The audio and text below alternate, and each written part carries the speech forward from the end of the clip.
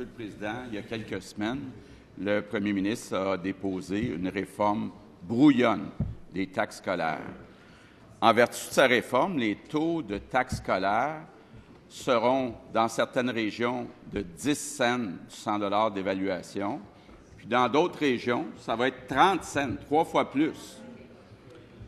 Concrètement, ça veut dire que certains citoyens chanceux qui vont payer pour une maison moyenne 250 de taxes scolaires, puis il y a d'autres citoyens malchanceux à la loterie libérale qui vont payer 750 3 fois plus.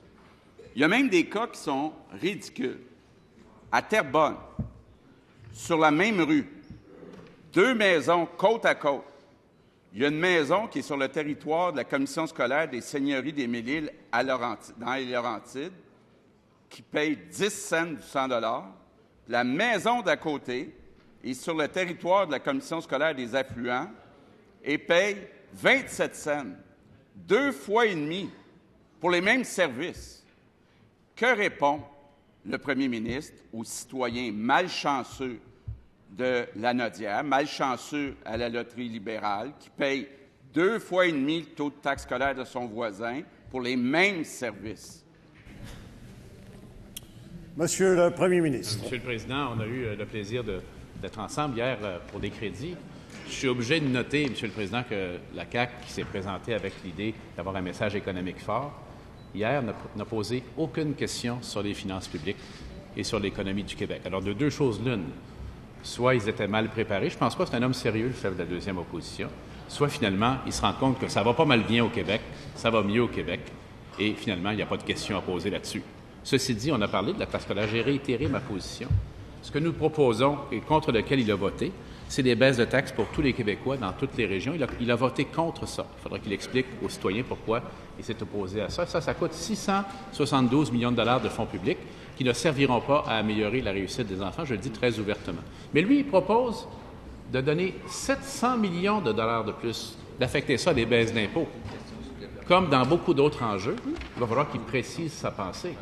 Le 700 millions de dollars qu'il enlève aux écoles, il va aller le chercher où? Est-ce que son but, dans le fond, c'est d'augmenter les impôts, peut-être? D'aller piger dans la péréquation?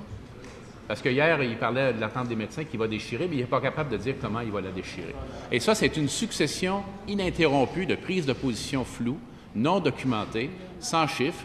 Alors, on va demander désormais au chef d'opposition, à chaque jour, de préciser ses positions, parce que bientôt, il va falloir que la population porte un jugement sur l'endroit où il se situe dans le spectre politique du Québec.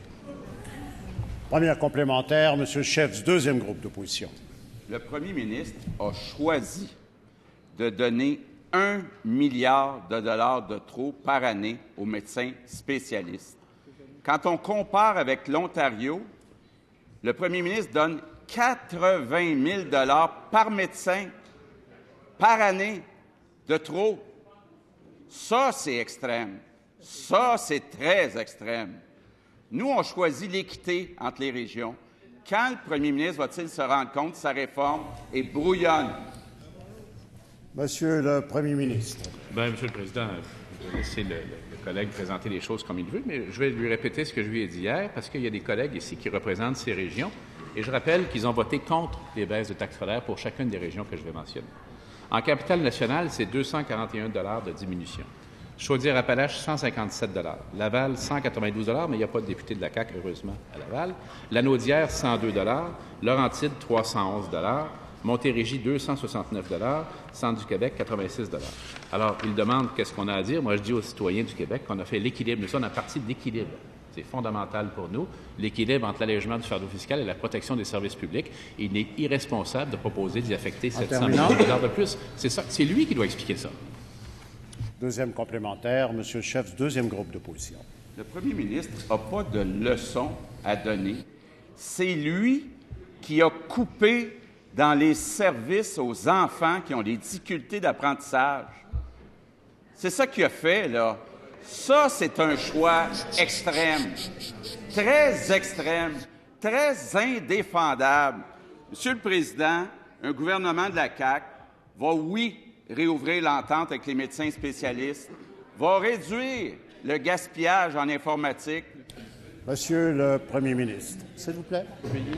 Alors, je suis obligé de lui rappeler qu'il n'y a pas eu de coupure en éducation. Les budgets ont continuellement progressé depuis notre arrivée en 2014. Et comme on a retrouvé des marges de manœuvre, en passant, il était lui-même favorable au retour à l'équilibre budgétaire. Mais petit détail, les deux, ils se sont opposés à toutes les mesures qu'on a prises pour établir l'équilibre. Et maintenant, ils se chicanent entre eux pour dépenser les marges de manœuvre que nous avons générées par notre bonne gestion des finances publiques, M. le Président. Pour ce qui est du positionnement sur l'échiquier politique, je vais laisser les citoyens juger. C'est pas moi qui ai écrit les articles qu'on a vus récemment.